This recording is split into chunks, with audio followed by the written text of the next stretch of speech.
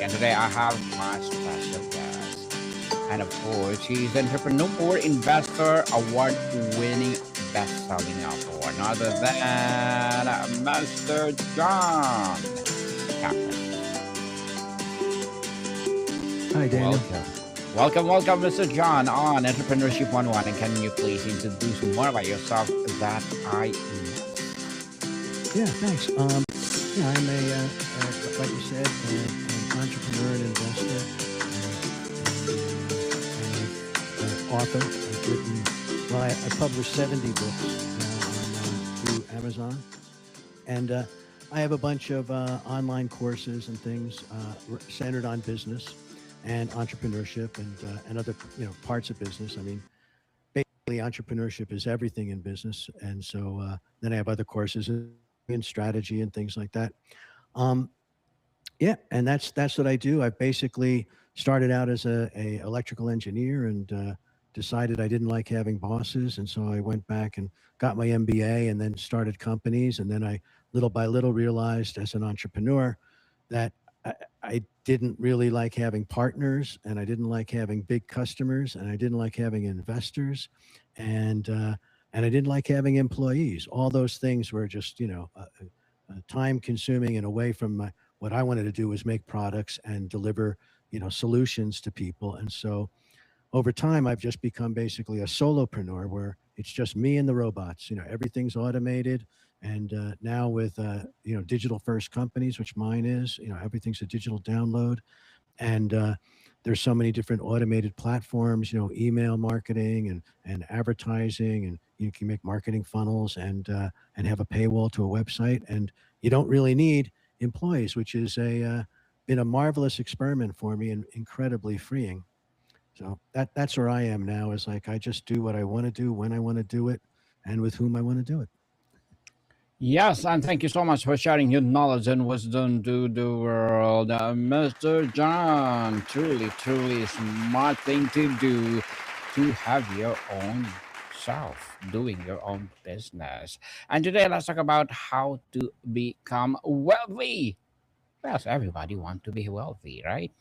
Yeah, right. I Exactly. myself. that's not that's not a niche. That's not a niche.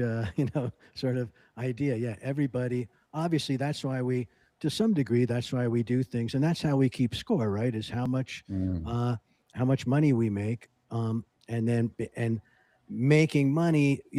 To get wealthy, and the difference between being wealthy and being rich. Right? yes. You can have a job and make 500,000 or $1 million a year, say as a attorney or a doctor or whatever. But if you're making $1 million a year, but you're spending $1.3 million a year, you're not really wealthy, right? If you have a Hmm. big fancy house, a giant mortgage, and several Lamborghinis or something, and all of this is much more than you're making, then you're poor. You're not wealthy. The key is to become wealthy is to live below your means. That's the first thing, really, is how much money you're making. You have to figure out how to live below that so that you have that surplus that you can use to invest, basically. And that's how you really become wealthy. When you put money to work for you, where you don't have to, actually do the work, but the work's being done, by others in the stock market. And there's three ways to get wealthy. Three legs of that stool or that structure. And one is to invest in the stock market. That is the greatest wealth generating tool ever known. And so it's amazing that we're all allowed to actually be able to invest in the stock market. You can open an account on Schwab or E-Trade or one of these places and put in money, and you can buy, say you buy some shares of Meta. Well, then you have Zuckerberg working for you, right? You buy some Definitely. shares of Apple, you have Tim Cook and the whole gang working for you. I mean, it's really remarkable. You invest in Tesla, Elon Musk is now working for you. I mean, that's an amazing thing that we have this opportunity to have all these rock stars participate in their brilliance and have them working for us. And so that's the first thing, investing in the stock market. The second is it's all about cash flow, right? So investing in real estate, in rental properties. where you buy a house or something, and then you rent it out, and you make that rental income each month. That cash flow is, you can live on that if you get enough enough rental properties that it covers your expenses. And the third way, and the way that's really key, I think, for this show, is to own your own business, to have a business. If you work from someone else, for someone else, if you have a job, the whole idea of a job is that you are creating surplus value. And that surplus value, they're not going to pay you to do a job if you're not making more value than they're paying you, because then that surplus value accrues to the owners. Well, once you become an entrepreneur, that surplus value accrues where it should. It accrues to you, the entrepreneur. And so having that, that's the third thing, is to have investments in equities in the stock market, and have rental properties for cash flow, and then have your own business or side hustle or something that's making you money as well. Those are the three ways that you can gain money, so that you can start to invest more as you have your entrepreneurship. Then you can take some of that money, invest it more in the stock market, more into real estate, and over time, actually, once you get past the part where whatever your bills are for the month, right? If your passive income from these investments is greater than what you have to spend each month, then you're wealthy. Then you can just do whatever you want whenever you want, and your investments will cover your bills. Definitely. So, Mr. John, before the tactics, there is psychology. What is the single most limiting belief about money, about scarcity, or deservingness, or risk that you see holding capable of people back, and how do they break it? Well, that's a great question, Daniel. Yeah, I mean, it's I've written a book called The Millionaire Mindset, and it's all about that. You have to have the right mindset where you're willing to take risks, but not crazy risks, right? A lot of people, they want to get rich fast, right? So they invest in something that's very risky, and guess what? You usually lose your money instead of gaining it. And that's, Warren Buffett said, rule number one of investing is don't lose money. Don't lose your True. money. And rule number two is refer to rule number one. It says one rule: don't lose money. So you want an investment Don't lose that's not money. gonna go to zero. And a lot of these fancy get rich quick schemes are really ripoffs. So you have to really make your way. It has to be slow and steady, and rely on compounding. Like as you make money, it's like compound interest. It grows and grows and grows. And as Charlie Munger said, who is Warren Buffett's partner, the hardest part is you first have to get up to $100,000, because you have to have enough money in your corpus, your body of money, that then when you are making, say, 10%, 12%, or doubling your money, that it's really meaningful. If you put $1,000 in the stock market, that's really nice. But and say you put it in a stock, and you're really smart, and and that stock doubles in price. Well, whoopee, you doubled it. That's a big performance thing on a percentage, but you've only made $1,000. That's not going to carry you through a lifetime of wealth generation. So you have to first get up to a critical mass. And he said $100,000, and that's a good number. And so to get up to that number, everybody's like, "Oh my gosh, how am I going to save $100,000?" Well, that's what you have to figure out. You have to reduce your expenses, and then figure out some other income sources that you can have through entrepreneurship, where you make a little side hustle or something that's bringing in some money, and little by little, and hopefully not too much. Maybe it takes you 3 or 5 years to build that up. But once you get to that point, that's like escape velocity of a rocket. Then you're in orbit. Then you really have enough money to really work with. And so those are the things: is don't try to get rich too fast, because it's going to be risky. And that's going to talk about your relationship to risk. And uh, and if you do it slowly and methodically, and invest in things that are cash flow positive, that are making money for you, um, then it's inevitable that you will become wealthy. And you'll that sort of break even point where your investments are paying more than your expenses, then that extra money is just gravy that you can keep reinvesting. So that's really the point we want to get to, is where We don't have to work for anyone. We don't have to do anything we want to do because our bills are all being paid by our investments. For someone starting from zero or dead, the mountain seems impossible. What is the most powerful first mental move they can make to shift from consumer to a builder or owner mentality, Mr. John? That's a great question, Daniel.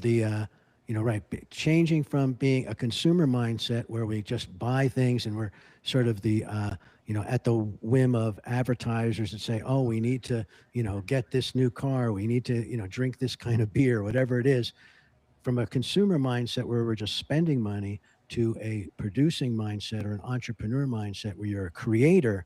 That is the key. And making that switch, then you're going to be able to start to make money. The key is that you have to make more money than you spend. And once you do that, once you understand that, so the first thing you really have to do, we all have to do, is eliminate consumer debt. Where we have too much. It's so easy to get into a consumer mindset and use credit cards to buy things that we can't pay for right now and think somehow magically in the future we'll be able to pay that off. And all of a sudden we're saddled with $10,000 or $20,000 worth of credit card bills, and the interest rate on that is in the 20s of percents, maybe 22, 25%. And Hmm. suddenly, we're just paying just to feed that dinosaur that we created, and we don't have the money. So the first thing everyone has to do is to eliminate consumer debt, get rid of all your credit card debt. And so that's a painful thing too, is you have to sit and actually put enough money aside to pay that down and whittle that down so that you don't so you're not carrying that debt. And then once you do that, then that surplus that we were using to pay down the debt, that could be used to start investing. Yes, indeed. Start investing, people. So, building wealth is inherently a long term game. How do you cultivate the patience and discipline to play it, especially in a culture that celebrates overnight success in the instant gratification, Mr. John? Oh, Daniel, another great question. You're right on money here. The Thank you. Yeah, you have to have that patience. There's this famous, I think it was at Stanford University, a psychologist did this test of children, and it's called the marshmallow test. And they gave each one of these kids, they're like 5 years old, gave them one marshmallow in this room and said, okay, we're going to step out for a couple of minutes, and when we come back, if the marshmallow is still there, we'll give you a second marshmallow. And some of the kids just couldn't control themselves and had to eat the delicious marshmallow, right? And the other kids that had the patience to wait got the second marshmallow. And then they followed those children through their career. And it turned out that the ones that could delay gratification and not do the instant gratification, and it takes discipline, it takes patience, that could delay that gratification, they're the ones that actually were more successful because they could wait. Because basically what you're doing is, yeah, you're putting money aside, or the things you maybe want now for paying investing in your future self. And that's another way to look at it, is like being kind to your future self, instead of like saying, you know what, I'm going to take this incredible giant vacation right now, spend all my money, put it on the credit card, and instead of saving that money and investing it, where that money could grow and compound, which compounding is another patience thing. It takes 10, 20 years, 30 years for that compounding to really take effect. So starting early is really the key. So you have your investments where they can grow through compound interest over time. So there's really four ways that you can become wealthy, right? I mean, Hmm. and three of them are very, very difficult. I mean, you could become a CEO of a big company like Apple, or General Motors, or whatever, Google or something like that. That's very Yes. rare. Not too many people are going to do that. You could be a visionary entrepreneur, that really creates a company like Google or something, that or some AI company. But for that too, you have to be absolutely brilliant, at building things like coding software, and at selling. Or you can be some sort of prodigy like an athlete or a rock star or something like that, and make Hmm. money that way. Those three ways are very, very difficult. The other way is to be a entrepreneur that has a smaller company. It can be modest, but it's making money. You know how to do that, and be a saver and investor, and that takes time, but it's actually the really sure path. So unless you're getting ready to sign a contract with a big sports team, or you just made a gold record, or you're in line to be president of Morgan Stanley Bank, the best way is to take that patient path, and then it's pretty much inevitable that it'll happen. And so you can initially just start thinking, take that mindset on, and say, I'm wealthy now because I know that in this amount of time, I'm going to be accruing more and more money, and that's going to make me less and less dependent on others that may not have my best interests at heart. You don't want to have a job where it's like, oh my gosh, I can't quit this job, even if you're a jerk of a boss and stuff. I can't quit this job because I have, two kids in private school, and I have a mortgage, and I have a car payment. I can't quit that job. That's a terrible position to be in. And so what we're trying to do is unwind that so you can have the freedom to make decisions and do the things that you think are, the most interesting to you. Because obviously, the things that are the most interesting to us, we're going to perform the best at. We can't help it because we're just interested in it, so we keep doing it, and then it sort of makes a nice virtuous cycle because you love doing it, you do it, and then little by little over time, you don't even care if right away it makes money or not, because over time you can wait and have patience, and sooner or later you'll refine your ideas and your products and services until you actually do have customers, and then things can take off. Mhm. So, Mr. John, if you were to mentor someone with a 20-year plan to build a significant wealth, what would you tell them to focus on in a year 1 to 5 versus years 10 to 15? What, chef? Oh, that is great question. Where our minds are set for immediate gratification, like you said, and we tend to really overestimate what we can accomplish in a year, and we tend to Yes. underestimate what we can accomplish in a decade. And so if we start thinking in those longer time frames, that's where we can really be productive. Because things, a year goes by pretty fast, even though we think we can do a lot. But a decade is where you really start to accumulate. So I would say the first few years, the focus would be on eliminating debt, making sure that you don't have any consumer debt. And by consumer debt, I basically mean, well, two things, but credit cards and car loans. You know, Mm-hmm. they say never put debt on a depreciating asset. And a real good example of a depreciating asset is a car, right? A car depreciates, goes down in value very quick, and suddenly you have this fixed debt, and the value of the car's gone down, and suddenly your debt is more than the car is worth. And so it's much better, and sometimes that's painful too, is to buy a car with cash and buy a used car, something that works, but not the fanciest new car. So, because that's the thing, we think of like you're going to have a powerful, fancy car, and that's going to be prestige, and it's going to give you status. And so you're willing to have I mean, now I just read that car loans, a lot of people have $1,000 a month car loans. I mean, that's incredible. Think of what a burden that is on your cash flow. So if you buy a car for cash, it might be a 1995 Toyota or something, but it works. And maybe you don't look like, the fanciest guy in the Lamborghini or the Ferrari, but you have a car that's functional, and then you're not beholden to paying that debt. So that would be the first thing, is to first eliminate debt. You have to Mm-hmm. do that. And then to save, and save a little so that you have, you know, a